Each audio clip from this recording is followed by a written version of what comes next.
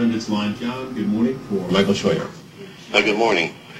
I, for one, am sick and tired of all these Jews coming on C-SPAN and other stations and pushing us to go to war against our Muslim friends.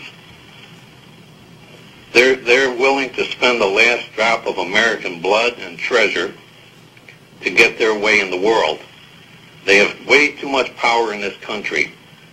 People like Wolfowitz and Fife and the other neocons that Jewed us into Iraq, and now we're going to spend the next 60 years rehabilitating our soldiers. I'm sick and tired of it. John in Franklin, New York. Any comments? Yeah, I think that, of course, American foreign policy is eventually up to the American people. One of the big things that we've not been able to discuss in this country for the last 30 years is our policy toward the Israelis. Whether we want to be involved in fighting Israel's wars in the future is something that Americans should be able to talk about. They may vote yes. They may want to see their kids killed in Iraq or Yemen or somewhere else to protect Israel. But the question is, we need to talk about it. Ultimately, Israel as a country is of no particular worth to the United States. It doesn't. You mean strategically? We have they have no resources we need. Their manpower is minimal. Their association with us is a negative for the United States. Now that's a fact. What you want to do about that fact is entirely different. But for anyone to stand up in the United States and say that our support for Israel doesn't hurt us in the Muslim world, or our support for Hosni Mubarak's dictatorship doesn't hurt us, is to just defy reality. You know, so I guess we're always still trying to figure out why this man and the people he has inspired are trying to attack us. And I believe what you say, and I think it's more about our policy than our way of life. But would you grant me this, that as long as there is an Israel in the world, and I'm a big supporter of Israel, and as long as America backs it, the kind of Muslims that take their religion that seriously, that they would strap on a suicide belt, are always going to be out for us and always going to be trying to kill us? I think we can reduce it very seriously, sir. I disagree with you on Israel, but... in what way? You're not a supporter. I hope Israel flourishes. I just don't think it's worth an American life or an American dollar.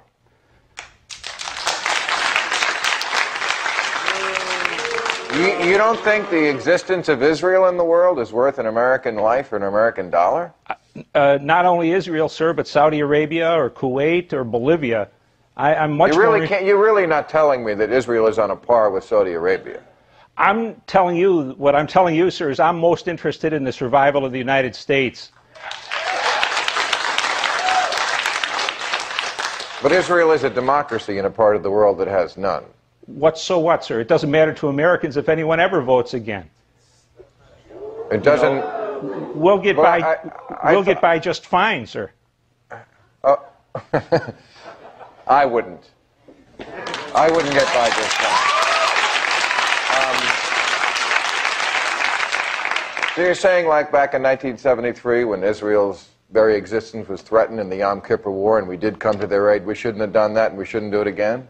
What I'm saying, sir, is we should have revisited the situation after 1973 and not be the unqualified sole supporter of Israel at the moment. I think it earns America tremendous pain and increasingly dead Americans fighting wars that are not ours to fight.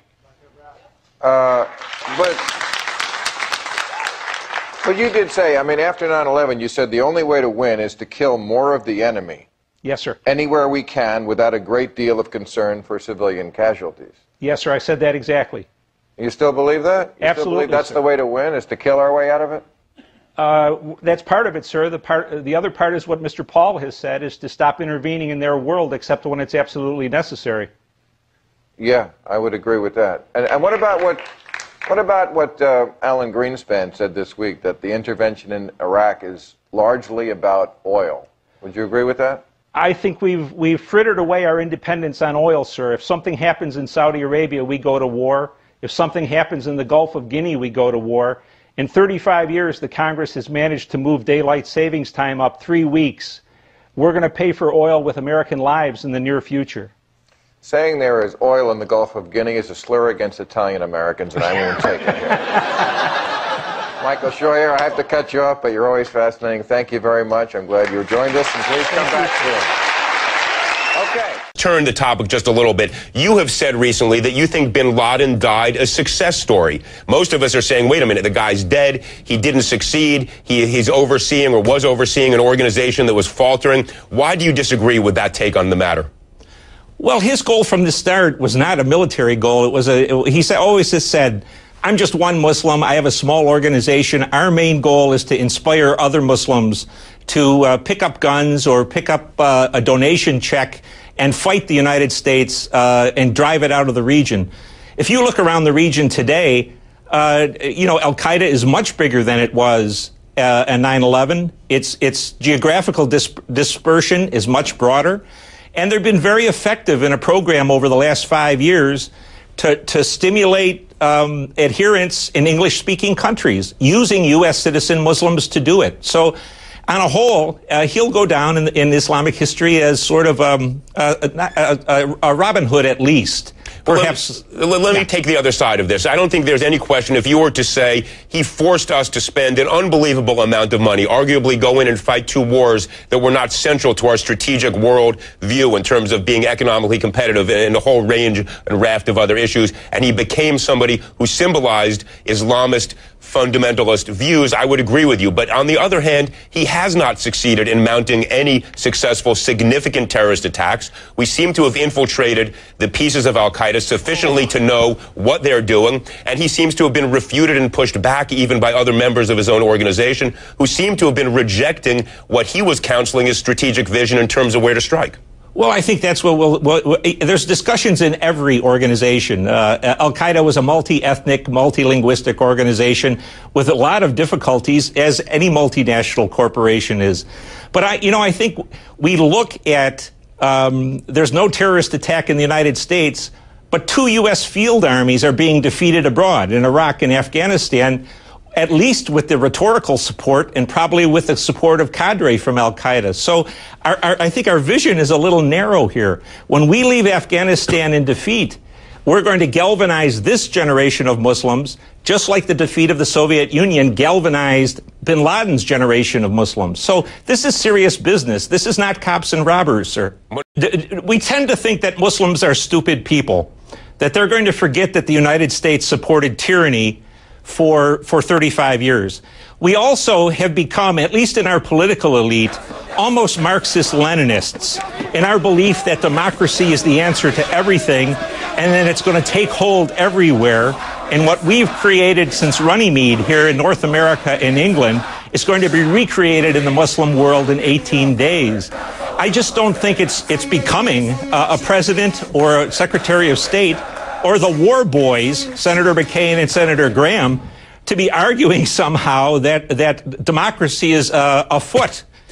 When clearly it's not. Well, look, Michael, first I have to disagree with your premise in terms of the overarching view of the Islamic world. And I think there is much greater nuance in the relationship that the President and the Secretary of State and the United States senators, whom you mentioned, are trying to craft with the new leadership. Everybody understands, do they not, that this is a moment of transition. This is a moment where the old ideologies, the old governing structures throughout North Africa and the Middle East are being pushed aside by what is a genuine uprising from the grassroots of the populace. Nobody knows with any certainty where it will go. And I think if you listen to the Fareed Zakarias, the Fuad Ajamis, the real experts in the region, they all say there is enormous uncertainty, but certainly it is better to begin to forge the relationship in terms of the common notions of tolerance, freedom, secular democracy that we believe in, not believing it will take root overnight, but certainly to articulate those views than to be a hands-off and let tyranny reestablish itself. Wouldn't you agree with that? No, I wouldn't. I think Mr. Zakaria and Mr. Ajami know about as much about what's going on there as my chair does. They don't like the idea of Islamist governments, and so naturally their analysis is going to be that they're not happening. Just like Mrs. Clinton, just like Senator Graham, just like the president. CNN and BBC interviewed a few score Muslims in Tahrir Square, all of whom were English-speaking, most were clean-cut, most were professionals, and they talked the talk of democracy. Then they read a few Facebooks and a few Twitters, and they extrapolated that sample to 85 million Muslims, half of whom or more are illiterate.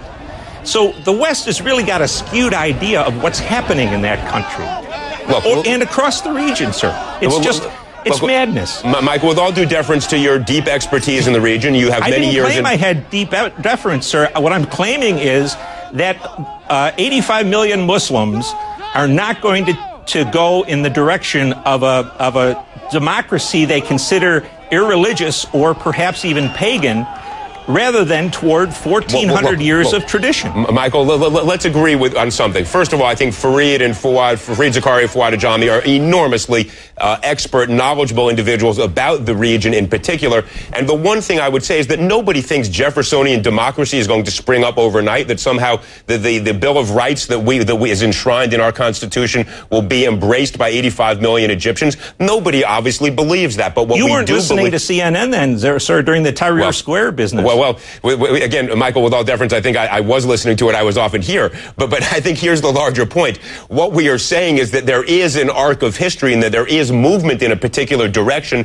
And while we don't have any illusions about where we'll end up, and we all understand Iran and what has happened in Afghanistan time and time again, what we are saying is that positioning our foreign policy no longer behind the tyrants, but in front of the popular movement in favor of those ideals that George W. Bush articulated in terms of democracy, that seems to make sense. I'll give you the last couple seconds. You obviously think I'm wrong. Tell me why. I think Bush was wrong. I think Clinton was wrong. I think this guy is wrong. It's just not going to happen in the way you think it's going to happen, sir.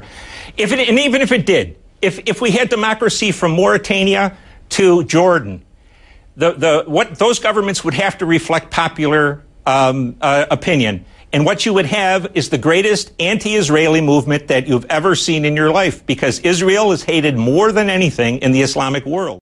The U.S. is the only reason for the survival of some governments in the Middle East. Governments who have some of the worst track records of human rights in the world. And these are the allies of the United States in the Middle East. Muslim governments. But they are dictatorships, tyrannical, totalitarian regimes. And if it is not the U.S. who's backing them, they would crumble one after another.